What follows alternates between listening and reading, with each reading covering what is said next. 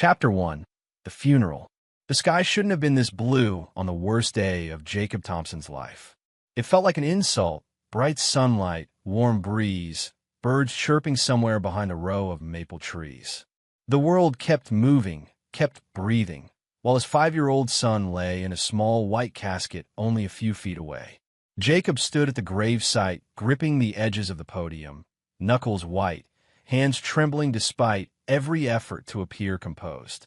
His suit, one he had only worn to weddings and special celebrations, felt too tight, like it belonged to a different version of him, one who still had Noah laughing on his shoulders. The priest's voice droned in the background, soft and sympathetic, but Jacob heard none of it. His gaze kept returning to the coffin, to the little plush penguin resting on top of it, Noah's favorite toy. Noah had refused to sleep without it. Every hospital night, every chemo session, every frightening moment, he'd clutched that penguin like a shield. Now it was watching over him. A whisper from behind pulled Jacob back into the present. "Where's Claire?" "Not here again." She didn't even show for her own son's burial. Jacob didn't turn around. He didn't need to. He could feel the stares drilling into his back. Pity, judgment, confusion. Every relative and neighbor searching the crowd for the one woman who should have been standing beside him. But Claire wasn't there. He kept his expression locked and emotionless, focusing on breathing in and out, silently begging the ceremony to move faster so he wouldn't break in front of everyone. The priest stepped aside, motioning for Jacob to speak if he wanted to. He managed a nod, but the second he opened his mouth, his voice cracked. He cleared his throat and tried again. "Noah," he began, staring at the casket instead of the crowd. He was everything good in this world. A breeze rustled the leaves. Someone sniffed behind him. He loved dinosaurs. Jacob continued, trying to smile. He could name more species than any adult I know. He wanted to be a paleontologist or a firefighter, depending on the day. A few guests chuckled softly. "He was brave," Jacob said, his voice lowering. "Braver than I ever could be." Through everything, he never stopped smiling. His throat tightened. Words tangled in his chest. He rested a hand on the podium, trying to steady himself. "I'm proud of him," he whispered. "So proud." He stepped back quickly before his emotions betrayed him. The priest resumed the service. Jacob tried to focus. He tried to listen, but his phone buzzed in his pocket. He ignored it. Then it buzzed again, and again. 3 vibrations. Then silence. No one reached out today except family, and family knew better, which meant Jacob slowly slipped his hand into his pocket. He didn't want to look. He knew he shouldn't look. Not here. Not now. But something compelled him. He turned slightly away from the crowd, shielding the screen. The first message wasn't a message at all. It was a photo. No name. Just an unknown number. Jacob's thumb hovered over it, pulse thudding in his ears. He tapped, and his world split open. The image filled the screen. Claire, his wife, wearing oversized sunglasses, lying in a poolside cabana, holding a bright pink cocktail. Her hair loose, her smile wide, and beside her, leaning over her shoulder with his arm casually draped around her waist, was a younger man Jacob had never seen before. Shirtless, tanned, laughing into her neck. Behind them, unmistakable even through the distorted lens of the selfie. Hawaii, the pristine turquoise pool, the palm trees, the resort-branded towel. Jacob's breath hitched. For a moment, his knees actually buckled, and he had to grip a nearby, folding chair to steady himself. The edges of his vision darkened as a knot of nausea twisted in his stomach. No, this couldn't be. A whisper of disbelief escaped him. What the hell? He stared harder at the photo, at Claire's relaxed posture, at her expression that screamed she hadn't thought about him, or Noah, for a single second. Not today. Not during the worst week of their lives. Another vibration. Jacob swiped. A text. From Claire. "Claire. Sorry, important business meeting." Business meeting. She was in a bikini, drinking a cocktail, pressed against a younger man in Hawaii, and she thought she could feed him the same excuse she'd given for days. A laugh escaped Jacob, a small, broken exhale that wasn't humor at all. He looked up at the guests, at the priest, now closing the ceremony with a blessing, at the coffin beginning its descent. Everyone assumed Claire was inside the church restroom, or parking, or delayed by traffic. No one imagined what Jacob now knew with absolute clarity. His chest tightened until he could barely breathe. He shoved the phone back into his pocket, forcing his expression blank again. He didn't have the luxury of falling apart. Not here. Not in front of Noah. Not on the last day he would ever stand next to his son on this earth. His heart was shattering into pieces, but he refused to cry. Not today. He kept his jaw clenched, eyes forward, hands folded in front of him as the final prayer washed over the cemetery. For Noah. Just for Noah. And as the coffin settled into the ground, Jacob whispered so quietly no one else heard. I'm here, buddy. I'm right here, even if Claire wasn't. Chapter 2, The Reception. The house felt wrong the moment Jacob stepped inside. Too quiet for a room full of people. Too heavy, like grief clung to every wall, every piece of furniture, every memory he and Noah once made here. Plates clinked gently in the dining room, and murmured condolences drifted through the air like background noise. Someone was crying softly in the kitchen. Someone else whispered the kind of sympathetic words that felt more like a ritual than comfort.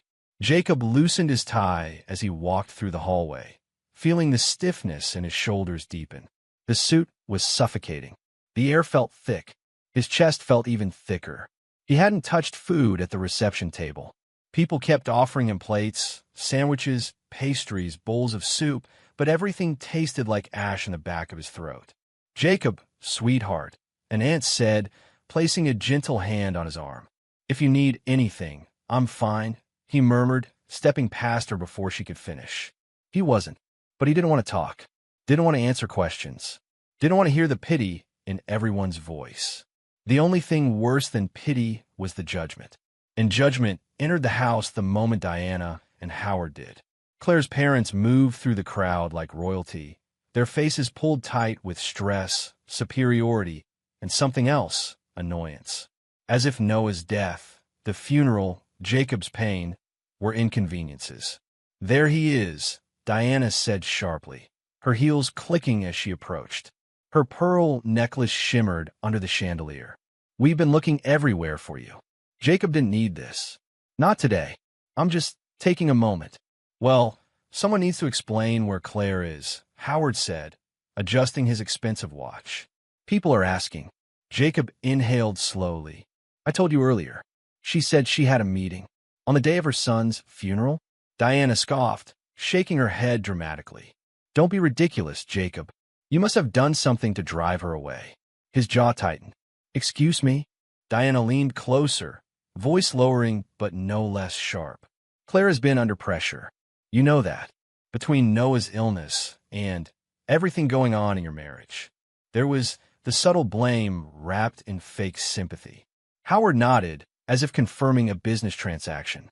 She's always been the responsible one. We warned her you might not be able to handle things like an adult.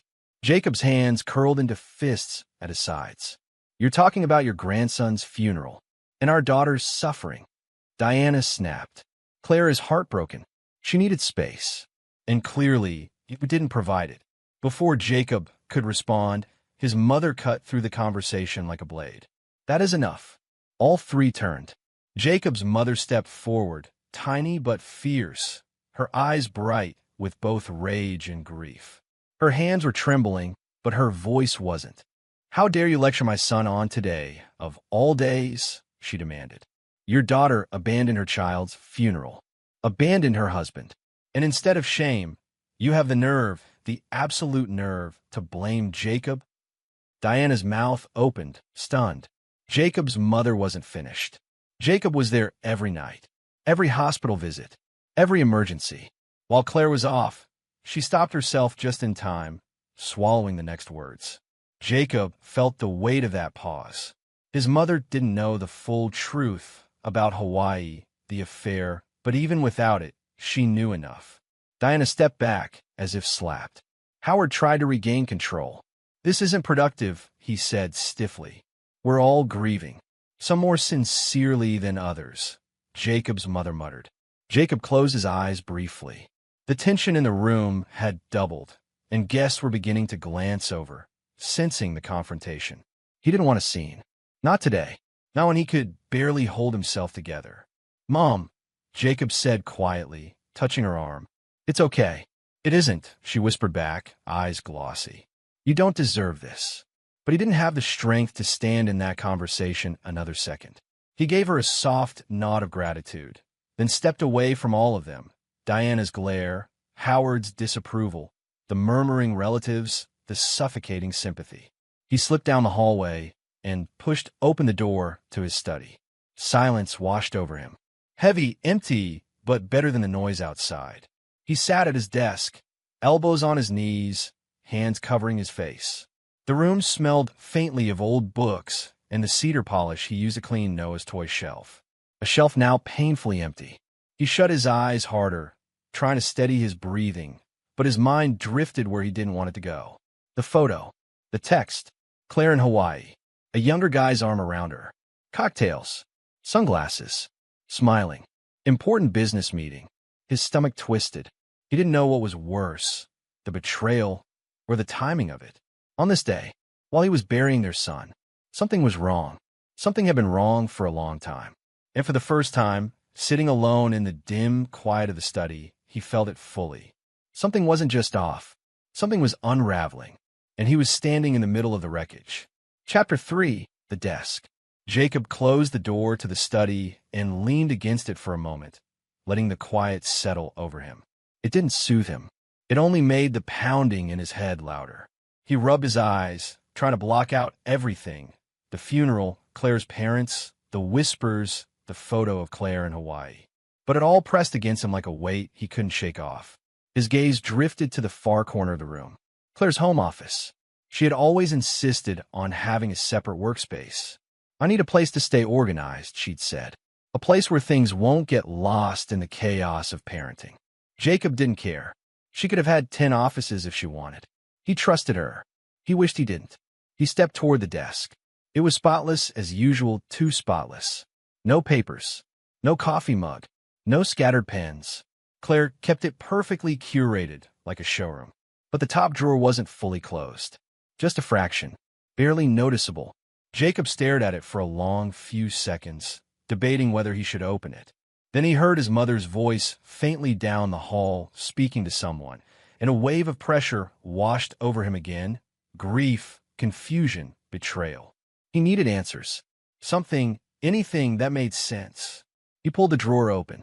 Inside was a small stack of folders, each neatly labeled in Claire's handwriting.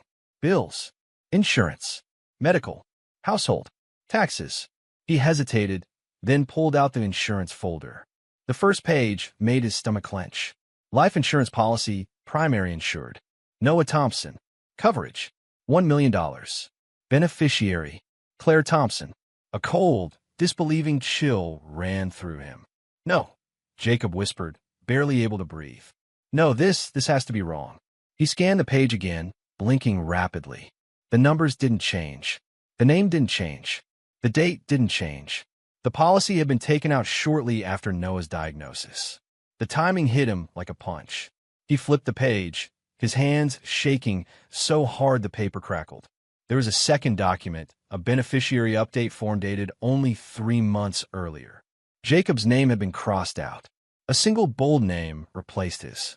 Claire Thompson, sole beneficiary. He heard a ringing in his ears. Why? Why would she? He couldn't even finish the sentence. He turned the next page. Loan history. Lines and lines of transactions. Policy loan, $20,000 policy loan, $12,500 policy loan, $8,000 policy loan, $15,000. He flipped faster now, panic clawing up his chest. The deeper he went, the more the numbers mounted. Claire had borrowed thousands, tens of thousands, against their dead son's insurance policy. Each loan stamped with a date while Noah was still in the hospital. "No," Jacob whispered again, voice cracking. "This can't be real. She wouldn't do this." His fingers fumbled toward another folder, bank statements. If the first folder cracked something inside him, this one shattered it. The statements were printed, highlighted, tagged with sticky notes. Claire never tagged anything unless she wanted to remember it. The earliest statement showed normal household expenses, groceries, utilities, medical bills. But then the transactions changed. Hotels, flights, luxury restaurants, a resort in Maui, a spa in Honolulu, 2 first-class tickets to Honolulu International Airport. Jacob stared at the paper until the numbers blurred. His throat tightened with something he couldn't swallow. Claire hadn't just been escaping. She had been preparing, planning, using Noah's illness, not as a tragedy, not as something to fight through as a family, but as an escape route, a stepping stone to a new life, a funded vacation, a ticket out. He covered his mouth, trying to breathe, but even the air felt wrong. Heavy, dirty, like he couldn't inhale without choking on the betrayal. A knock sounded somewhere in the house, a soft tap on the front door, but Jacob couldn't move, couldn't answer, couldn't even think straight. He slammed the folder shut and pressed his palms against the desk, bowing his head. His voice trembled as he whispered, "How could you do this, Claire? How could you do this to him?" Noah's smile flickered in his mind. The way he'd giggled when Jacob pretended to be a dinosaur.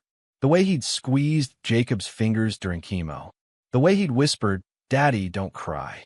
I'm okay." Jacob had promised he'd protect him, that he'd keep the family together, that he'd stand by him. He thought Claire had made the same promise. But here, in her manicured office, buried beneath neat folders and labeled drawers, was the truth Jacob never imagined he'd uncover. Claire didn't see Noah's illness as a battle. She saw it as an opportunity, and she used it. She used every moment, every tear, every night Jacob spent sitting beside their son's hospital bed to plan her exit. His stomach twisted. He staggered back a step, pressing a hand to his temple. He wasn't just hurt. He was sick, physically sick. The kind of sickness that came from discovering the person you loved most had been carving out a new life behind your back, funded by the slow, painful suffering of your dying child. Jacob sank into the desk chair, gripping the armrests, as if he might fall apart completely. There was no denying it anymore. Claire hadn't just abandoned the funeral. She'd abandoned him. She'd abandoned Noah, long before today. And sitting in her office, surrounded by cold, calculated proof of her betrayal, Jacob felt the truth settle over him like a suffocating blanket. Something had been wrong for a long time. He had just never imagined it was this monstrous. Chapter 4, Unexpected Caller. Jacob sat alone in the upstairs hallway, back pressed against the wall, the house finally quiet. Everyone had left. His mother, Claire's parents, the distant cousins who gave him pitying glances they thought he couldn't detect. Now only the soft hum of the refrigerator downstairs filled the silence. He rubbed his temples. His eyes burned from hours of crying, reading, pacing, trying to stitch together the edges of a truth that kept unraveling the more he touched it. That was when his phone vibrated. He glanced at the screen, expecting another hollow condolences message from someone who didn't know Noah beyond a birthday picture. Instead, it was an unknown number. Jacob hesitated. He wasn't in the mood for strangers. He wasn't in the mood for anyone. But something instinct maybe told him to answer. "Hello," he said, voice hoarse. A shaky breath came from the other end. "Is this Jacob Reynolds?" His spine straightened. "Yes. Who is this?" "My name is Mia." The way she said it sounded like she expected him not to recognize it. And he didn't. "I'm sorry," Jacob said carefully. "Do I know you?" "No," she said quickly. "No, we've never met. But I know your wife." Jacob closed his eyes. Every muscle tightened. Of course. Claire. Even when gone, she wasn't done hurting him. "How do you know her?" he asked. There was a long pause, too long. Jacob pictured someone sitting on the edge of a bed, wringing their hands, trying to gather courage. "I know her through someone she's been seeing," Mia finally said. "Someone she shouldn't be seeing. Someone who lied to me, too." Jacob swallowed. His mouth felt dry as dust. He kept his tone neutral. "You're saying you know about what Claire is doing?" "Yes," Mia whispered. "And I know you probably don't trust me. You shouldn't. But I have things you need to see. Things that will make everything clearer." Jacob leaned forward, elbows on his knees. "Why tell me?" "Because I'm in the same position as you," she said.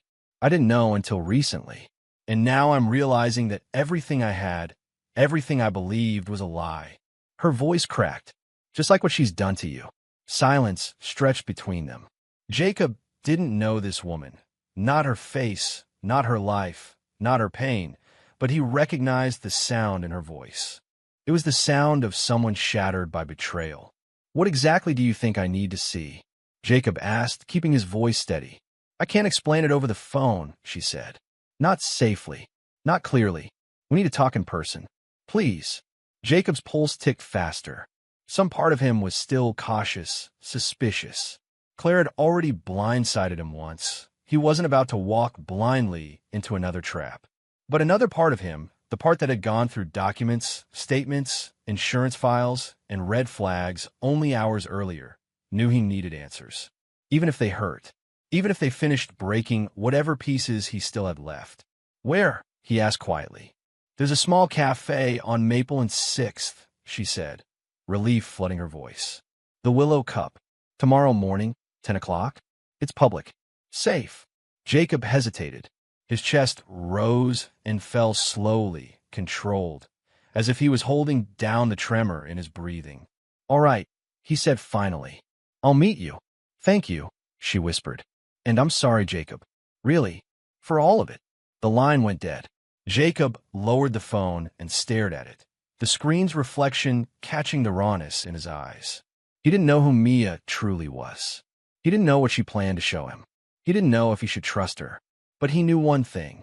He didn't have many people left to trust. He exhaled slowly and set the phone on the table. Tomorrow, he would meet her, still unsure if he could trust anyone, yet needing the truth more than he feared it. Chapter 5. Mia's Revelation.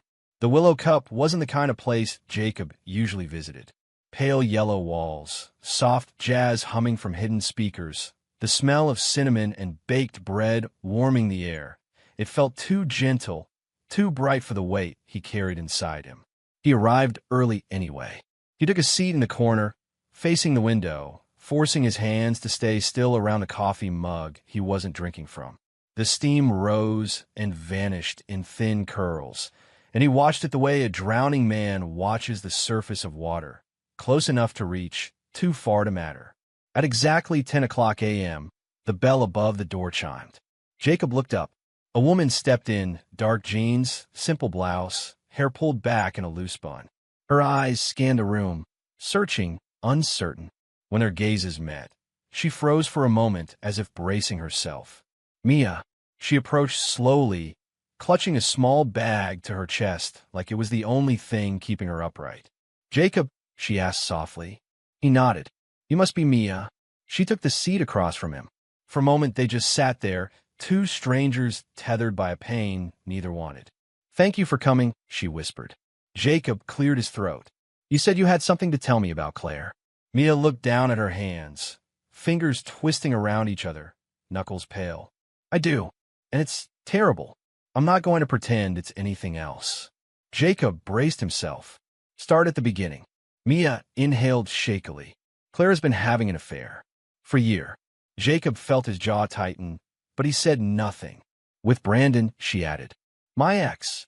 The name didn't ring a bell, but the way Mia said it, bitter, exhausted, told him everything he needed. Jacob leaned back slowly. "A year." Mia nodded. "At first it was just messages, then trips, hotels, costly dinners, weekends when both of them disappeared with excuses that didn't line up." Jacob's pulse thudded painfully in his ears. He swallowed. "How do you know all this?" Mia reached in her bag and placed her phone on the table. The trembling in her hand gave away how hard this was for her too. "I collected everything. Screenshots, emails, voice notes." She hesitated. "Your wife." She wasn't discreet. Jacob narrowed his eyes. "Show me." She opened her phone, and the world shifted. Message threads. Dozens. Claire's name at the top of each one. Jacob forced himself to read. "Claire. Tell him you're working late again. He buys anything you say." "Brandon. Elmio, he sounds pathetic." "Claire. He is. He's just there. Existing. I can't wait until we're done with all this." Jacob's stomach twisted, but Mia swiped again before he could get lost in the pain. Another message thread. A video thumbnail. Claire laughing. Sunlight. Palm trees behind her. She held a cocktail and said to the camera, Poor Jacob, drowning in bills, stress, and that kid's endless doctor visits. Meanwhile, I'm out here in paradise. Jacob's throat tightened so sharply it hurt. He looked away, blinking hard. I'm sorry, Mia whispered. I know it's a lot. He exhaled slowly. Keep going. Mia nodded, swiping again. About 3 months ago, she said, Claire made Brandon a promise. If Noah's insurance policy paid out, she'd give him half. She paused to let the words sink in. Jacob stared at her. What did you say? Mia swallowed. Half of it. 500,000. She said they'd use it as the down payment for their dream house. The cafe buzzed faintly around them, cups clinking, conversations murmuring, but Jacob felt as if the entire room had fallen silent. His voice lowered. How do you know that? Mia pulled out a folded sheet from her bag. Because I found this. She placed it gently on the table. A printed listing. A house. In Maui. For bedrooms. Ocean view. Early buyer incentives circled in blue ink. And on the side, in familiar handwriting, our forever place. Once everything is over. Jacob stared at the handwriting, his chest burning. Mia continued softly. They flew there last month to tour homes together. Claire used a business trip as the excuse. He remembered that trip. Noah had been in the hospital at the time. Claire said she couldn't get out of an important conference. His vision blurred with rage he hadn't let himself feel until now. This isn't even the worst part, Mia whispered, voice trembling. She reached again in her bag and pulled out a thick white envelope. She slid it across the table toward him. Jacob stared at it but didn't touch it. What's inside? He asked. Proof, she said. Bank transfers. Screenshots of their private accounts. The flight plans. Plans they made behind both our backs. Jacob picked up the envelope slowly, like it was dynamite. He opened it. Pictures. Statements. Transactions. Dates lining up with hospital stays, with Noah's worst days, with times Jacob had held his son alone, while Claire was supposedly working late. The air felt colder. Mia's voice softened with sympathy. I know you're hurting. I know you feel like someone ripped out the ground beneath you. I felt the same when I learned Brandon used me. Jacob closed the envelope with a steady hand. But his eyes were no longer soft, no longer grieving. Something new formed there. Something harder, sharper, colder. Resolve. Mia watched the change and nodded. I just thought you deserved the truth, she whispered. Jacob set the envelope down carefully, like it was a weapon he wasn't ready to use yet. Thank you, he said quietly, but there was nothing gentle in his tone anymore.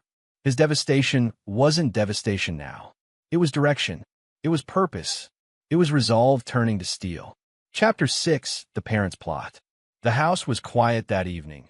Too quiet for a home that once echoed with Noah's giggles, his tiny footsteps racing across the hardwood floor, his voice asking endless questions. Now, those memories just pressed down on the walls like ghosts. Jacob sat alone in the dim living room, the envelope from Mia still on the coffee table, its contents neatly reorganized but far from forgotten. His pulse hadn't slowed since the meeting. Every breath carried the metallic taste of betrayal. He rubbed his temples, trying to breathe normally, when he heard footsteps, soft, familiar. Jake, his mother called gently. Are you awake? He straightened. Yeah, Mom. Come in. Grace Carter stepped into the room, her gray hair tied back, eyes swollen from grief and exhaustion. She looked older these days. Noah's death had hit her hard. But tonight, she looked uneasy, like she'd been holding something in for too long. She sat beside him. There's something I need to tell you. Jacob turned toward her, wary. What's wrong? She hesitated, wringing her hands. It's about Diana. Jacob's jaw tightened instantly. Claire's mother. What about her? He asked. Grace inhaled shakily. She's been coming here. A lot. For months now, actually. Jacob frowned. Coming here? Why? I barely saw her unless Claire was around. His mother nodded. Exactly. She came when you weren't home. Always with papers. Always pushing for signatures. And every time I question her, she said it was something about your father's medical records, or insurance, or power of attorney updates. Jacob's heart thudded. Mom, what did she have you sign? Grace looked sick. Nothing. I refused. She got irritated, said I was being dramatic. But, Jacob, she kept insisting you had authorized it. A cold wave shot down his spine. My father can't sign anything, Jacob said slowly. His dementia won't even allow him to understand what day it is, let alone documents. Grace squeezed his hand. That's why I felt uneasy. Something felt wrong. And when she came last week, she seemed desperate, nervous. She even said Claire would just get it done another way. Jacob rose to his feet. What way? Grace looked at him with sorrow. I don't know, but Jacob already did. He stormed toward his father's study, now mostly untouched since his decline, and flicked on the desk lamp. The drawers still smelled faintly of old leather and cologne. There were stacks of old tax documents, certificates, and yellowing letters. Then he found something out of place. A crisp folder labeled Property Transfer Authorization. Jacob felt his stomach drop. He flipped it open. His father's signature, messy and jagged, but forged. Badly forged. His breath hitched. Inside were transfer papers, his family home, the one his father built with his own hands 30 years ago. The home Jacob grew up in. The place Noah had spent every Christmas.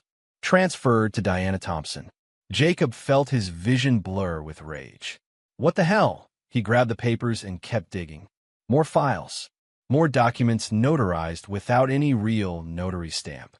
Old email printouts clipped at the back. Emails exchanged between Claire and Diana.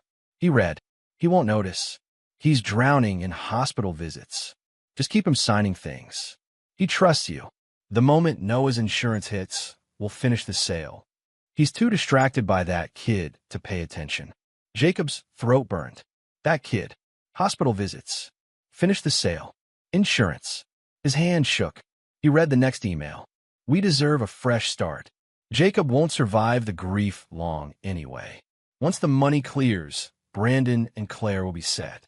The house sale will help us all." Jacob slammed the papers onto the desk. Grace flinched but didn't speak. Jacob's breaths turned shallow. Not from shock. He'd already lost the ability to be shocked. This wasn't just betrayal. This was a conspiracy, a plan, a deliberate, calculated attempt to exploit his grief, Noah's illness, and his father's dementia. His mother's voice cracked softly. "Jacob, what did you find?" He turned toward her slowly, the forged documents clutched tightly in his hand. "They tried to steal Dad's house," he said, voice low and shaking. "Claire and her mother forged his signature. They planned to sell it behind our backs." Grace gasped, covering her mouth.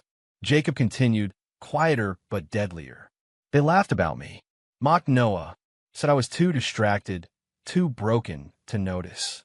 The room felt colder than before, the shadows heavier. Grace whispered, "Jacob, honey," but Jacob wasn't listening. Something inside him snapped, not loudly, not violently, but with a terrifying calmness.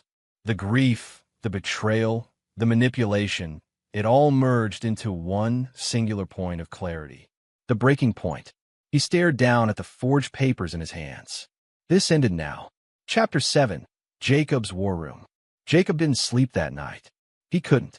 Not after what he uncovered. Not after hearing Claire and Diana's emails echo in his skull, mocking him, dismissing Noah's suffering like it was an inconvenience. By dawn, the house was silent except for the distant hum of the refrigerator and the occasional creak of settling wood. Outside, the sky was still bruised with early morning blue. Inside, Jacob moved with a steadiness that felt unnatural even to him. He had a mission now. He entered his father's old study again, this time with purpose, and flicked on the overhead light. The space was timeless, everything still arranged the way his father used to keep it. The wooden shelves, the maps, the vintage pens. It felt fitting to use this room as the center of his counterattack. The war room, he thought. Jacob placed a large empty box on the floor, took a deep breath, and began. Step 1. Mia's documents. He opened the envelope Mia had given him. One by one, he spread the contents across the desk like puzzle pieces. Screenshots of Claire and Brandon's messages, photos from their hotel stays, bank transfers, between them Brandon's flight plans, to Maui messages where Claire mocked Jacob, recorded voice notes Mia had forwarded. Jacob paused over one screenshot. He's too blind with grief to notice anything. Honestly pathetic. Claire, he closed his eyes for a moment. His jaw moved, like he was chewing on words he refused to speak. Then he set the screenshot into a neatly labeled folder. Infidelity evidence. Step 2. The financial trail. Jacob opened his laptop and pulled up the online banking portal. He navigated through tabs, checking transaction after transaction. There it was clear as day. Multiple withdrawals from their joint account transfers to a private account under Claire's name, payments to resorts, airlines, and luxury stores, a suspicious loan taken against Noah's policy. He printed everything out and placed it in a folder labeled financial fraud. He whispered to himself, "Every cent you stole, I'm taking back." Step 3. The forged documents. Next, he grabbed the documents from his father's drawer, the forged property transfer, fake signatures, the emails between Claire and Diana. He laid them side by side with a photo of his father's real signature from years ago. The difference was obvious. Jacob snapped photos, scanned everything, and tagged them with a sticky note. Criminal forgery, elder exploitation. His hands were steady now. No shaking, no hesitation, just purpose. Step 4. Audio messages. He connected his phone to the computer and opened the voice recordings Mia had sent, messages between Claire and Brandon. Brandon's voice. "When the money clears, we're set. Maui is waiting." Claire's voice followed, sharp and cold. "Jacob will be too broken to question anything." Jacob clenched his teeth so hard his jaw clicked. He transferred all recordings into a label drive. Conspiracy evidence. Step 5. Building the case. Stacks of papers now covered the desk. Proof of affair, proof of financial theft, proof of forged signatures, proof of planned house theft, proof of conspiracy, proof of intent to flee with insurance money. Jacob finally stepped back and looked over everything. His war room was complete. And now came the last step. Calling Marcus. Jacob picked up his phone, scrolling through contacts until he reached the name. Marcus Hale, attorney. He hit call. The line rang once, twice. Then Jake. Marcus answered, voice groggy. "It's barely 6 in the morning. You all right?" "No," Jacob said bluntly. "But I need your help." Marcus sat up. He could hear it in the shift of his tone. "What happened?" "I have evidence," Jacob said. "A lot of it. Fraud, forgery, theft. Claire and her parents tried to take my father's house. She's been siphoning money. He stopped, swallowing a tremor. She took out $1 million policy on Noah and removed me from it." Marcus exhaled sharply. "Jesus Christ, Jake, I need injunctions," Jacob continued. "I need accounts frozen. I need everything secured before she comes back from Hawaii." Marcus didn't hesitate now. "Send me everything," he said. "All documents, all recordings.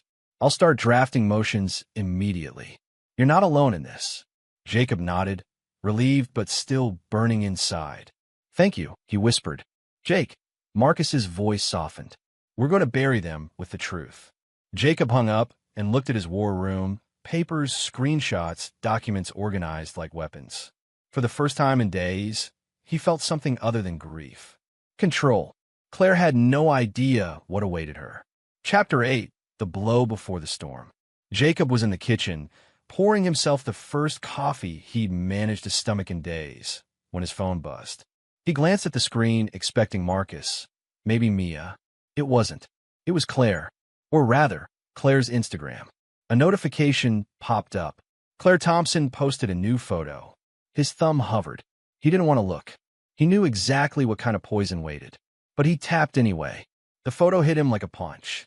Claire in a bright red bikini, sunglasses on, sun behind her, glowing with joy. Brandon was beside her in swim trunks, holding 2 cocktails. His hand was on her waist. Her smile was blinding. The caption read, "Finding peace again, red heart, Hawaii heals." Jacob stared at the screen, numb. Peace. Peace. Their son had been buried 2 days ago. His breath tightened, a raw ache blooming in his ribs. He set the phone down, gripping the edge of the counter until his knuckles whitened. Another buzz. This time it was a text. From Diana. He almost didn't open it. But curiosity and dread twisted together, pushing him to swipe. Her message read, "If you had been a better husband, Claire wouldn't need to run away from all this. You pushed her to this breaking point. You drove her away." Jacob's jaw clenched so hard he tasted blood. Another message followed immediately. Try taking responsibility for once in your life. He slammed the phone face down on the counter. The audacity, blaming him while their daughter sipped mojitos with her lover, celebrating freedom while Noah lay beneath fresh soil. He paced the kitchen, hands shaking with a fury he could no longer contain. He grabbed his phone again, not to reply, but because it buzzed once more. This time, it was Marcus. Jacob answered immediately. "Tell me you have something," he said. "I have more than something," Marcus replied. Papers rustled in the background. The Forge house transfer. The sale is scheduled for tomorrow morning at 10. They're planning to finalize it before Claire even gets back. Jacob stopped pacing. Tomorrow? Yes. They fast-tracked it. I don't know who Diana bribed, but they're pushing it through illegally. Jacob's pulse quickened with cold precision. Then tomorrow, he said, we stop them. Marcus exhaled. I'll be there. Injunctions are nearly ready. Just be prepared, this could get ugly. Jacob didn't hesitate. Let it. He hung up and immediately dialed Mia. She picked up fast. Jacob, you okay? No, he said honestly. Claire just posted new photos. Diana is blaming me for everything. And a house sale? It's happening tomorrow. Mia cursed under her breath. Tomorrow? They're desperate. They know you're catching up. That's why we're ending this, Jacob said. Tomorrow morning. You still in? Mia's voice hardened. I'm not just in, I'll be there early. I want to see their faces when everything collapses. Jacob allowed himself a single, steadying breath. Good, because I'm done letting them control anything. Now we move. He hung up and stared out the kitchen window into the quiet, dark yard where Noah used to play. Tonight was the last calm moment. Tomorrow would be the storm. Chapter 9. The Ambush at the House. The morning air was crisp as Jacob pulled into the driveway of his childhood home. Sunlight glinted off the windows, but inside, the tension would be palpable. He could feel it even before stepping out of the car. Every step toward the front door was measured, deliberate, the soles of his shoes silent on the stone path. He had rehearsed this moment in his mind 100 times, each scenario darker than the last, but none of them did justice to the storm he was about to unleash. He took a deep breath and entered. The foyer smelled faintly of polished wood and lavender air freshener. Claire, Diana, Howard, and the realtor were all there, standing around the dining table, documents spread out as though they were about to close a business deal rather than steal a family home. The realtor's pen hovered over the papers, the tip trembling slightly. Claire looked up first. Her eyes widened, lips parting in a shock he could almost savor. Jacob? What are you? He didn't answer. Not yet. He stepped forward, each movement slow, precise, radiating the calm of someone who had nothing left to lose. Diana's expression hardened into a mask of superiority, but Jacob saw the flicker of uncertainty in her eyes. Howard's jaw tightened, but he said nothing. The realtor, pale and twitching, looked ready to bolt. Jacob finally spoke, voice low and steady. I think it's time we go through a few documents together. Claire frowned. Documents? What? He held up the first folder. Forged signatures. Her eyes darted nervously, darting to Diana for backup. What are you talking about? Jacob laid the folder on the table, sliding it forward. This. He pointed to the papers. Your signatures on the property transfer. Forgeries. Your plan to sell this house without my consent. Diana's lips pressed into a thin line, denial flickering across her face. Jacob, I don't know what you're implying. He cut her off, moving on to the next piece of evidence. Printed emails. And these. He spread them across the table, one by one. Emails between you and Claire. Planning to sell the house. Mocking me. Laughing about how I would be too distracted by Noah's illness to notice. Her hand trembled. She backed away slightly. These aren't. They are, Jacob said firmly. Read them. The realtor swallowed hard, clearly regretting being caught in the middle of a criminal conspiracy. The pen slipped from his fingers onto the table with a clatter. Jacob picked up the next folder. Receipts from Hawaii trips. Hotels, flights, resorts, all paid for with money siphoned from joint accounts, and some from Noah's insurance loan. Claire's face turned ashen. She opened her mouth, searching for a word, but no sound came. "Speaking of insurance," Jacob said, setting down the next stack. "Here's the $1 million policy on Noah. Notice the loans taken against it, the dates that coincide with his hospital visits. The money went to trips, hotels, to fund your secret life." Claire's hands shook slightly, pressing against the table as if she could steady herself against the weight of his accusations. Jacob didn't pause. He pulled out screenshots, texts, and photos. "And here's the proof of your affair with Brandon. All of it. Flight itineraries, receipts, photos, messages where you mocked me." The room grew colder, heavier. Diana's face twisted between disbelief and fury, but Jacob could see the cracks forming. Howard's posture stiffened, but he had no words. Jacob's final folder was placed deliberately on the table. And this, he tapped it, conspiracy documents. The plan to take my father's house, the strategy to use Noah's illness and my grief against me. Every piece of it lay bare. Diana's shoulders slumped as she realized the magnitude of the evidence against them. Her carefully maintained mask of control collapsed, replaced with a flush of panic and denial. "No, this can't be true." Claire finally found her voice weak, faltering. "Jacob, you don't understand. I understand perfectly," Jacob said, his tone colder now than any winter morning. "You lied. You manipulated. You betrayed everyone who trusted you. And now you're going to face the consequences." The realtor, meanwhile, had backed toward the doorway, eyes wide. I can't be part of this," he stammered. I have to leave." He grabbed his briefcase and bolted, leaving the room in stunned silence. Jacob's gaze swept over the remaining three, Claire, Diana, Howard. The weight of truth pressed down on them, and he could see the fear in their eyes. For the first time, they realized they had underestimated him, that their carefully crafted scheme had unraveled entirely. Jacob felt a strange calm settle over him. The grief, the rage, the betrayal, all channeled into one clear, sharp purpose. He didn't gloat. He didn't celebrate. He simply laid out the facts, letting them speak louder than any words could. Diana's breath caught. Claire's eyes filled with a mixture of fear and disbelief. Howard's jaw twitched, but he remained silent.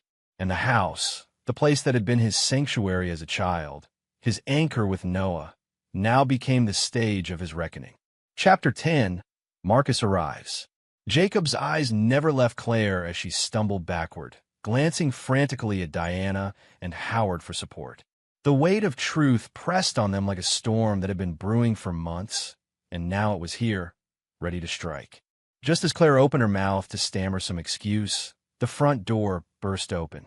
Marcus strode in like a force of nature, leather briefcase in hand, papers clutched tightly as if he could crush them to enforce their authority. His dark suit contrasted sharply with the morning light, and his voice cut through the tension like a blade. "Everyone, stay exactly where you are," Marcus barked.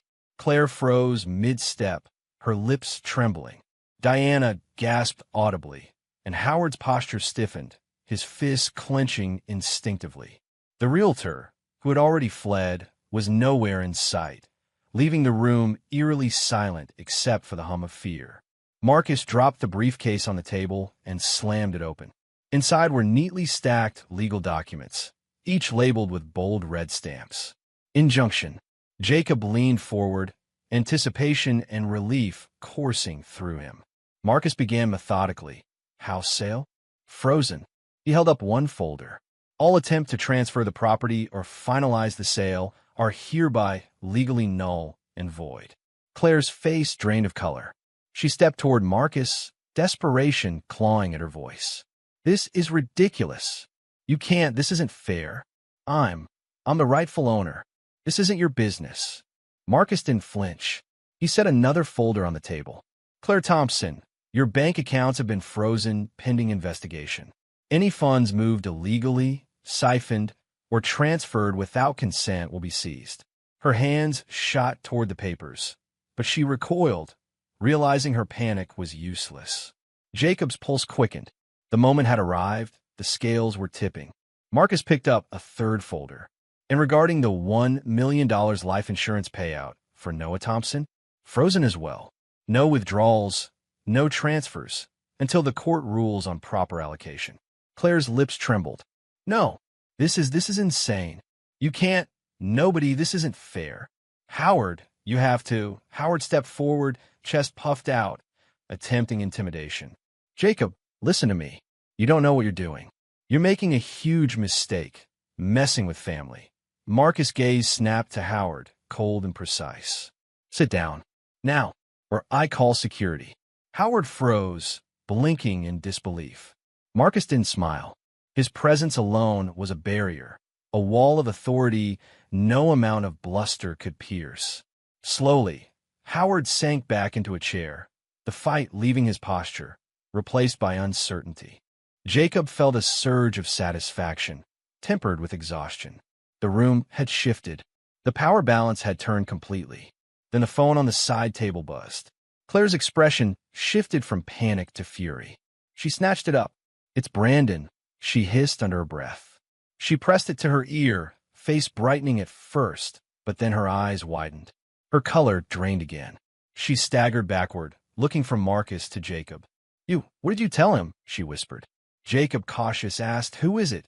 Her voice wobbled. Brandon, he called. He knows. Marcus raised an eyebrow. Knows what? Claire's hands shook. Everything. He's telling me that the money isn't safe, that the flights, the hotels, the bank transfers, he never signed off on some of this. He's exposing us. He's saying I lied. Jacob's chest tightened. The cherry on top, the final piece of the truth revealed in real time. The man who had been Claire's lover, the one she used to justify her betrayal, was now revealing her lies. Diana's lips parted, a high-pitched, panicked squeak escaping. This can't, he's lying. Brandon wouldn't, but Claire's own face betrayed the weight of it. She was crumbling from the inside. Every excuse, every deflection, every attempt to shift blame back onto Jacob, onto the world, collapsed with each word Brandon spoke through the phone. Marcus folded his arms, eyes locked on the three of them. Your time of manipulation, deception, and theft ends here. The law is clear, and the evidence speaks for itself. Nothing moves without my approval. Jacob felt the tension in his shoulders ease slightly. After months of grief, betrayal, and sleepless nights, he finally had the upper hand. The storm had arrived, and for the first time, he wasn't standing in the rain. He was standing above it, ready to see it through. Claire's panicked muttering filled the room. Diana's hands covered her face. Howard sat frozen, and in the midst of it all, Marcus and Jacob stood firm, silent, unyielding, unstoppable. The phone call still crackled faintly in the background, Brandon's voice exposing everything, leaving no room for lies. Claire's world was unraveling, one undeniable fact at a time. Jacob's gaze swept across them, cold, precise, and final. Justice was no longer a question. It was imminent. Chapter 11. The Fall of Claire. The courthouse smelled of polished wood, faint perfume, and the subtle undercurrent of tension that always accompanies the start of high-stakes legal battles. Jacob sat in the front row, shoulders squared, hands folded over his lap.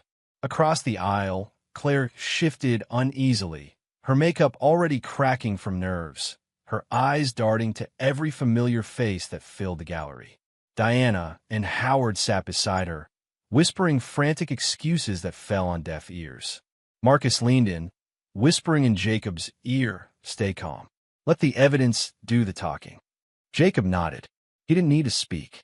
The evidence already spoke volumes, screenshots, bank transfers, forged documents, emails, and audio messages. The truth was a force that didn't need embellishment. The judge entered, and the courtroom hushed immediately. Claire's attorney attempted to stall, claiming procedural errors and delays, but Marcus countered with precise citations, preemptively dismantling each argument. Then Brandon was called to testify. The room seemed to shrink as he stepped forward, a young man with tired eyes and a voice that quivered slightly, not from fear, but from the weight of the truth he carried. He looked directly at Claire as he began, and Jacob felt a cold clarity settling over him. Yes, Brandon said firmly. I was involved with Claire. I knew about the life insurance policy. I received part of the funds that were supposed to go to Noah, but I also know now it was taken illegally. Claire lied to me as much as she lied to Jacob. I want to cooperate fully with the authorities to avoid charges against myself. The courtroom erupted in murmurs. Claire's lips parted, no words forming. Diana clutched Howard's arm, eyes wide with panic. Marcus simply nodded to the judge, allowing the testimony to continue. Brandon laid out the details. Flights to Maui, lavish trips, hotel stays paid for with insurance money, and the conversations where Claire mocked Jacob, boasting about how she had manipulated him. He confirmed her plan to split the payout with him, revealing that it was part of a larger conspiracy. Every lie Claire had built now crumbled in front of everyone. Jacob's hands tightened in his lap. Anger, grief, and relief tangled together. Every sleepless night, every betrayal, every document he had collected, all of it converged here in this courtroom. He watched Claire's composure disintegrate as her past decisions were read aloud. The judge paused, reviewing the evidence. We have here clear documentation of fraud, conspiracy, financial misconduct, and an attempted property transfer without consent, he said gravely. The defendants will face appropriate charges. Claire's face paled. She tried to argue, to shout, to shift blame, but the weight of Brandon's testimony and the mountain of evidence silenced her. Every attempt to spin the story was met with cold, impartial scrutiny. Meanwhile, Diana and Howard were also being called to account. Witnesses described how they had attempted to exploit Jacob's father, forging signatures, and attempting to transfer property illegally. Marcus presented the documentation meticulously. Emails, documents, and sworn statements proving the exploitation. The judge's tone was severe. Diana Thompson, Howard Thompson, you are being charged with elder abuse for exploiting a man with diminished capacity, attempting to coerce and deceive him into unlawful transactions. Your actions will have legal consequences. The courtroom's atmosphere shifted further.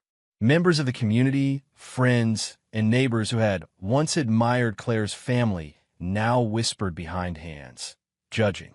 Their social standing, carefully curated over decades, was collapsing with each word spoken. Claire tried to regain composure, leaning over to Diana. We can fight this, she hissed, voice trembling. We'll settle. But Diana's face was rigid with disbelief. Howard's lips pressed into a thin line. They knew, just as Claire did, that this was more than a legal matter now. It was the unraveling of their reputation, their lies, and the carefully constructed world they thought would protect them. Jacob sat back, finally allowing himself to breathe. The fall of Claire and her family wasn't just about revenge. It was about justice for Noah, for his father, for the truth they had all tried to manipulate. Outside the courthouse, whispers followed Claire, Diana, and Howard. Neighbors avoided them in the streets. Friends called with sympathetic condolences for Jacob rather than Claire. The social tides had turned decisively. Jacob's heart, heavy with grief yet tempered with resolve, felt the first flicker of peace. The betrayal had been punished, the schemes exposed, and the community, which had turned its back on him during the darkest hours, now quietly acknowledged the weight of truth. Chapter 12, The Aftermath. Jacob returned home after the courtroom proceedings feeling a weight lifted, yet paradoxically heavier than ever. The house was quiet, too quiet, as though it respected the gravity of the week's events. He moved through the rooms methodically, touching the familiar surfaces, tracing the edges of counters and shelves with a faintly soothing precision.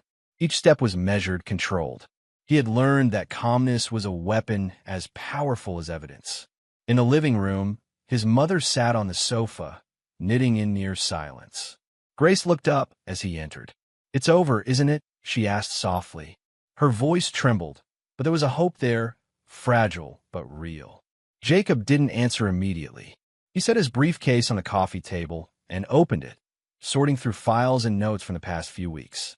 There were letters from investigators, forensic accounting reports, police confirmations, all documenting Claire's systematic exploitation. "Jake," Grace's voice was gentle. You don't have to go through this alone. He looked at her and nodded slightly. I know, but it has to be done right. Everything. The phone rang. Jacob ignored it, letting it ring into voicemail. He needed to focus. His legal team, Marcus and Mia, had been relentless in the background, and now the final phase was unfolding. Investigators had completed their reports, and the conclusions were damning. Claire had siphoned money from the family accounts, taken out loans against Noah's life insurance policy, and used the funds to finance vacations, luxury resorts, and Brandon's lifestyle.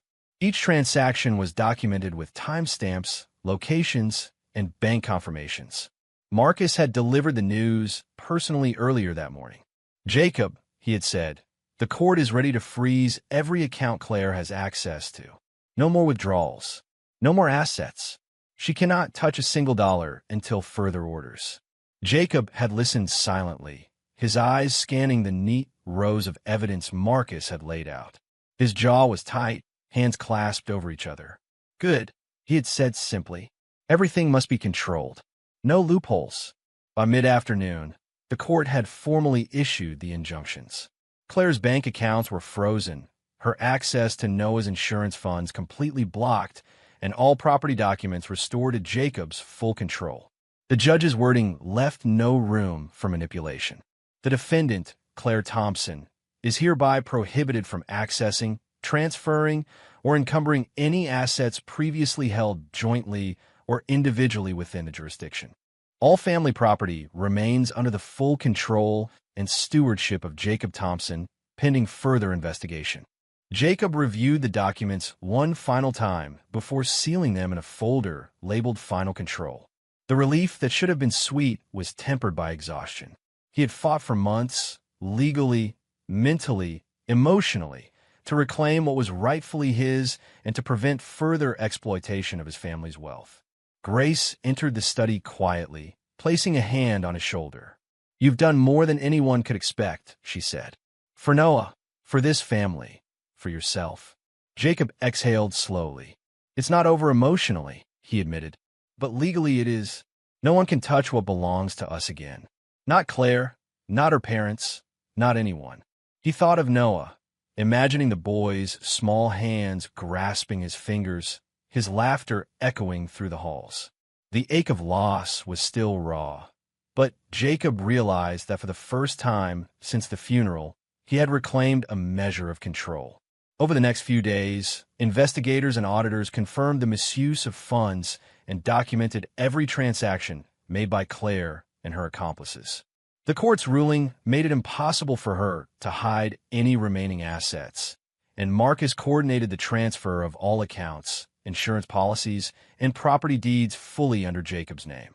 Jacob walked through his childhood home, observing the familiar spaces with a sense of quiet ownership. Every room, every corner, every memory now felt anchored firmly in his control. The grief had not vanished, and the memory of Noah's absence remained, but Jacob felt a new steadiness in his chest.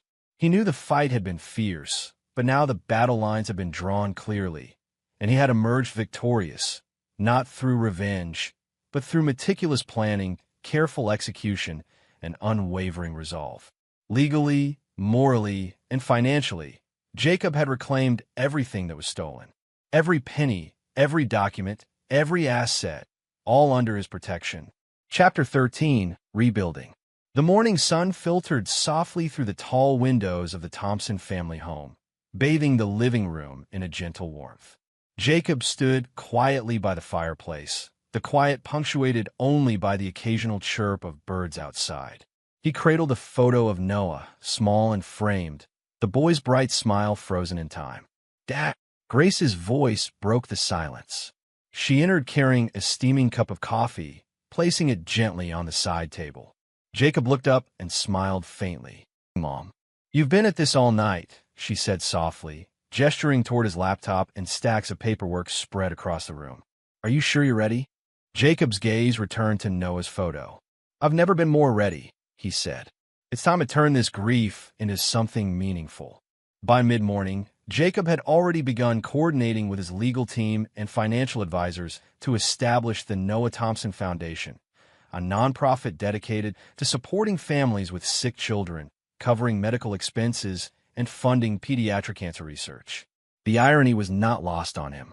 What had started as a fight against betrayal now became a platform for hope. Marcus entered, a folder tucked under his arm. All legal filings are complete. The foundation is officially registered. You're in full control. Jacob nodded, feeling a weight lift from his shoulders. Good. Every cent of Noah's insurance money, the recovered funds from Claire, all of it goes straight into helping kids and families who can't fight alone. Grace smiled, a glimmer of pride shining through her exhaustion. It's what Noah would have wanted, she said softly. Jacob traced the rim of the photo frame with a finger. He would have loved seeing this happen, he whispered. Even if he's not here, he's part of it. Over the next few weeks, Jacob threw himself into the work. He met with doctors, hospital administrators, and families who had been struggling under mounting medical bills. Each story he heard, each child he met, added fuel to his determination. Noah's memory was the driving force behind every decision he made. One afternoon, as he walked through the pediatric oncology ward, a small boy tugged at his sleeve. "Are you Noah's dad?" the boy asked timidly. Jacob knelt down, smiling gently. "Yes, I am, and I'm here to help kids like you." The boy's eyes lit up, and Jacob felt a warmth that had been absent for months. Every smile, every word of gratitude, reinforced that the fight had been worth it, not for revenge, but for legacy. The foundation's opening ceremony was scheduled on a bright Saturday morning. Jacob oversaw every detail. Banners that read, "The Noah Thompson Foundation," donation stations, informational booths, and a stage for speeches. The community, moved by the story of Jacob's perseverance and Noah's memory, turned out in droves. Neighbors, friends, and even former colleagues joined to support the cause. Noah's former doctors attended, some with tears in their eyes, offering hugs and words of encouragement. One nurse approached Jacob and said, "You've turned a tragedy into hope. Noah would be so proud of you." Jacob nodded, swallowing back the lump in his throat. "He was always stronger than I realized," he said. "And now this foundation, it's going to help other kids fight just as hard." Grace watched quietly from the side, pride evident in her eyes. "You've done something incredible, Jacob," she said softly. Jacob exhaled slowly, looking around at the gathered crowd. Families, doctors, community members, all standing together in honor of Noah. He felt a deep sense of purpose solidify in his chest. The grief hadn't vanished, it never would, but had been transformed into action, into hope, into a legacy that Noah's short life deserved. He placed a photo of Noah at the center of the stage, letting it catch the morning light. It was a small gesture, but one that symbolized everything the foundation stood for: love, remembrance, and the promise of helping others even in the face of unimaginable loss. As the ceremony began, Jacob shook hands with attendees, spoke with families, and thanked the medical staff who had cared for Noah. Each interaction reinforced the foundation's mission, turning the memory of a lost child into a beacon of hope for countless others. Jacob paused for a moment, taking in the sight. The smiling faces, the laughter, the warmth of people coming together. Noah's legacy had begun to bloom. Chapter 14, A Father's Moment. The cemetery was quiet that morning, bathed in soft light that filtered through a mist hovering above the manicured lawns. Jacob walked slowly along the gravel path, his hands in the pockets of his coat, shoulders heavy with months of grief and exhaustion. The air smelled faintly of damp earth and freshly cut grass, and somewhere in the distance, a bird called softly. He reached Noah's grave and paused. The small headstone glinted in the morning sun, engraved simply with the boy's name, birth and death dates, and a tiny etching of a penguin, Noah's favorite toy. Jacob knelt down, brushing a layer of dew from the base of the stone. He ran a finger over the carved letters, feeling their cold solidity beneath his touch. "Hey, buddy," he whispered. "It's me, Dad." A deep ache coiled in his chest. For months, he had been strong in public, composed in front of lawyers, doctors, and nosy neighbors. But here, alone with Noah's memory, the weight of everything he had endured pressed down like never before. From behind him came the slow shuffle of footsteps. Jacob turned slightly, and to his surprise, his father approached. The man, usually lost in the fog of dementia, moved with a steadiness that was unusual. His eyes, though tired, held a clarity that Jacob hadn't seen in years. "Dad," Jacob asked softly, rising to his feet. His father paused, leaning on his cane. "Jacob, your boy, he stopped, searching for the words. He always believed." Jacob's throat tightened. "Believed what, Dad?" His father's eyes met his own, piercing and unwavering. "He always believed you were the strongest man in the world." The words hit Jacob with the force of a tidal wave. He stumbled backward slightly, gripping the edge of the grave's small stone border for support.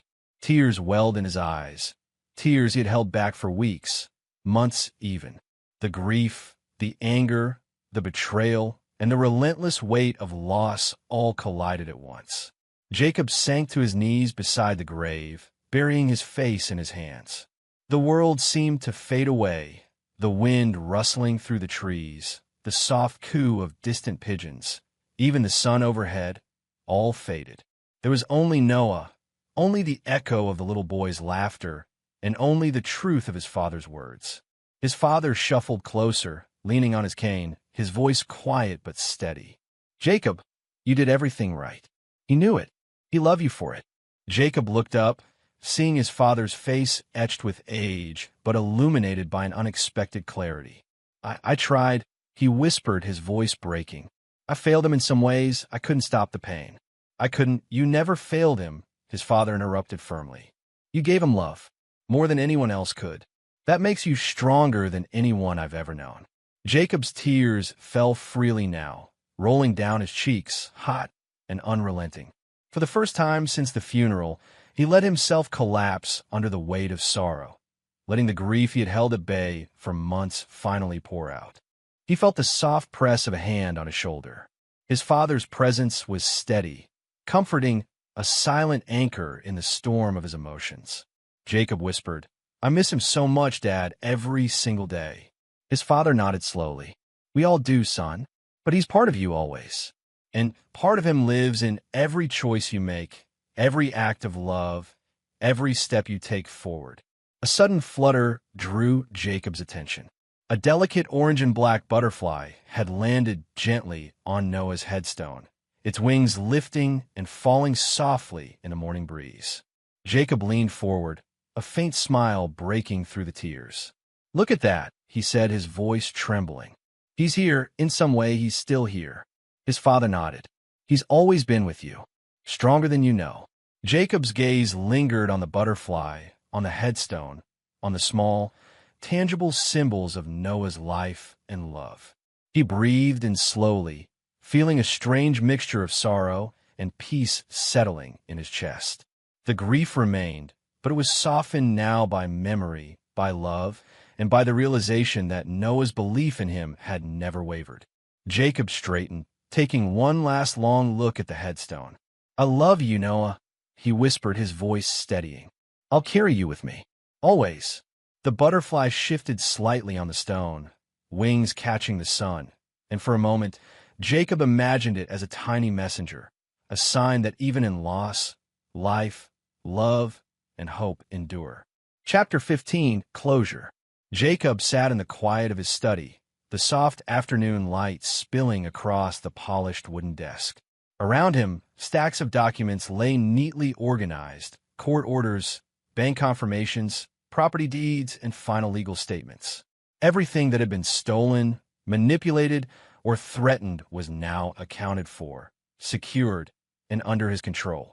The weight that had pressed down on him for months was finally lifting, replaced by a cautious, hard-earned calm. The phone buzzed. Jacob looked down to see Marcus calling. He answered immediately, eager for news. "Jacob," Marcus said, voice calm but firm, "the court has finalized everything." Jacob exhaled, letting some tension escape. "Everything?" Marcus chuckled lightly. "Yes, all property is restored to your name. Claire's charges are officially filed. Fraud, conspiracy, financial crimes, and attempted property theft. The insurance funds for Noah are protected. No one can touch a dime without judicial approval. A wave of relief washed over Jacob. Months of sleepless nights, painstaking documentation, and strategic planning had all led to this. That's good. Finally, it is, Mark is confirmed. You can finally move forward, knowing there's nothing left that can be taken from you or from Noah's memory. Jacob leaned back in his chair, closing his eyes briefly. For a moment, he let himself feel the enormity of it all. Every violation, every lie, every betrayal had been countered. The justice that had felt so distant during Noah's funeral, during Claire's betrayal, was now complete. He opened his eyes and glanced at the small framed photo of Noah on his desk. The boy's smile seemed to shine brighter than ever, a reminder of why he had fought so hard. "This is for you, buddy," Jacob whispered. "Every step, every fight, it was all for you." The room was silent for a few moments, the calm broken only by the soft ticking of the clock. Jacob opened his laptop, ready to file some final administrative tasks for the foundation and his personal affairs. As he did, an email notification popped up. The sender's name made him pause. Claire Thompson. He stared at it, heart tightening momentarily, the old wounds threatening to surface. He opened the subject line. "I'm sorry. Please forgive me." Jacob's eyes scanned the preview. Her words begged for understanding, for absolution, for a chance to explain herself. She painted herself as a victim, twisting her betrayal into a narrative of hardship and poor choices. He closed his eyes again, taking a deep, steadying breath. Months of hurt, grief, and fury had taught him something crucial. No explanation could erase what had been done. No apology could undo the years of deception, the exploitation of his son's life, or the financial and emotional damage she had caused. Jacob's fingers hovered over the keyboard. A part of him wanted to read it, just to measure the depth of her audacity. But he knew better. Reading her words would not bring closure. It would only reopen old wounds. Instead, he moved the cursor to the trash icon. A quiet, deliberate motion. No hesitation. No looking back. The email disappeared from his inbox in an instant, gone as if it had never existed. Jacob leaned back in his chair and exhaled, a small, victorious smile tugging at the corners of his mouth. He didn't need her forgiveness. He didn't need her explanations. He had already reclaimed his life, his assets, and his peace of mind. Marcus' words echoed in his memory. The court had restored everything, finalized Claire's charges, and protected Noah's legacy. That was enough. That was the closure Jacob had been waiting for. Justice served not through vengeance, but through truth and perseverance. He turned to the window, watching the sunlight dance across the yard where Noah's laughter once filled the air. The grief still lingered, a quiet shadow, but it no longer controlled him. Jacob's life, his memories, and his son's legacy were now firmly in his hands. He sat back, letting the quiet settle around him, a profound sense of finality filling the room. The battle was over. The betrayal had been accounted for, and Jacob, finally, could begin to truly live again. He reached for a notebook on his desk and began jotting down ideas for the foundation, for new ways to honor Noah's memory, for ways to help families who had faced what his family had endured. His resolve was steady, unshakable. The screen blinked once more with an empty inbox. The email from Claire was gone. The past, with all its pain and deceit, was finally behind him. Chapter 16, Moving Forward. The cemetery was quiet, bathed in the golden glow of late afternoon sunlight. Jacob's steps were slow, deliberate, each footfall crunching softly over the gravel path as he walked beside his father. The air was crisp, carrying the faint scent of earth and flowers from freshly tended graves. A gentle breeze stirred the trees, rustling the leaves in a comforting, almost melodic rhythm. Jacob glanced down at his father, who walked with a cane but held a steadiness in his stride that belied his usual confusion. There was a calm clarity in his eyes, a rare lucidity that seemed almost like a gift in this moment of mourning. "Thanks for coming with me today, Dad," Jacob said quietly, breaking the silence. His father looked at him, pausing to straighten his grip on the cane. Wouldn't have missed it, Jacob. Your boy, he deserved to be remembered properly. Jacob nodded, feeling the weight of the last months pressing down, but also lifting slightly. The journey from grief to justice, from betrayal to reclamation, had been exhausting and brutal, but it had also been necessary. He had fought for Noah, for his family, for truth, and now, finally, there was space to breathe. They reached Noah's grave and paused. The small headstone gleamed in the sunlight, the carved penguin at its base catching the light. Jacob knelt, smoothing the grass around it. His father remained standing, silent but present, offering a comforting shadow beside him. "I promised you, Noah," Jacob whispered, voice tight but resolute. "I promised I'd make your life matter, even after you're gone. And I will. I swear it." His father shifted closer. "Jacob, he always believed in you. Even at the end, he thought you were stronger than the world itself." Jacob swallowed hard, blinking back a wave of emotion. "I'll live my life the way he'd be proud of," he said, his voice steadying as he allowed himself to fully feel the weight of those words. "I'll live with love, with honesty, with purpose for him."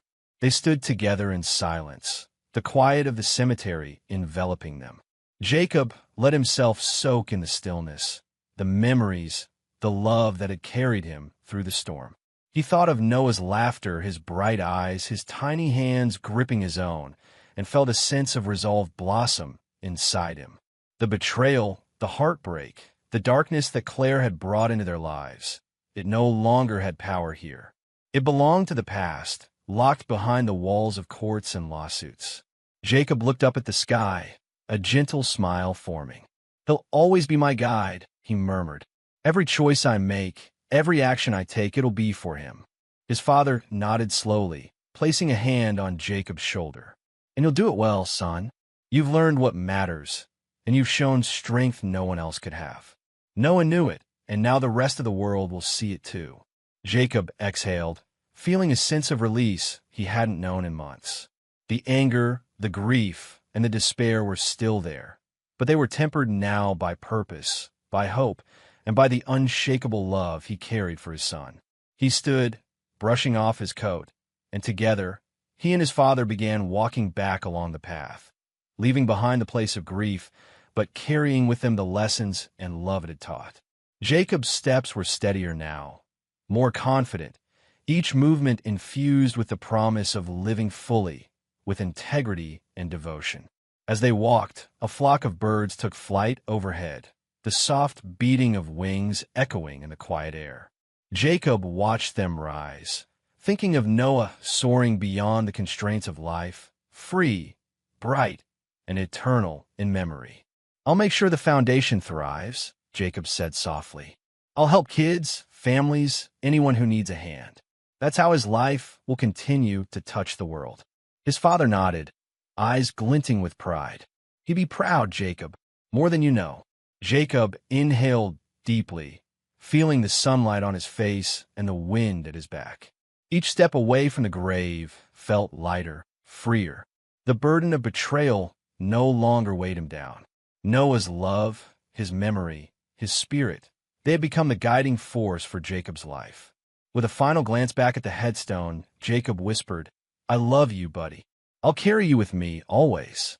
Hand in hand with his father, he stepped forward into a new chapter, one of healing, hope, and the quiet but unwavering promise to live in a way that would make his son proud.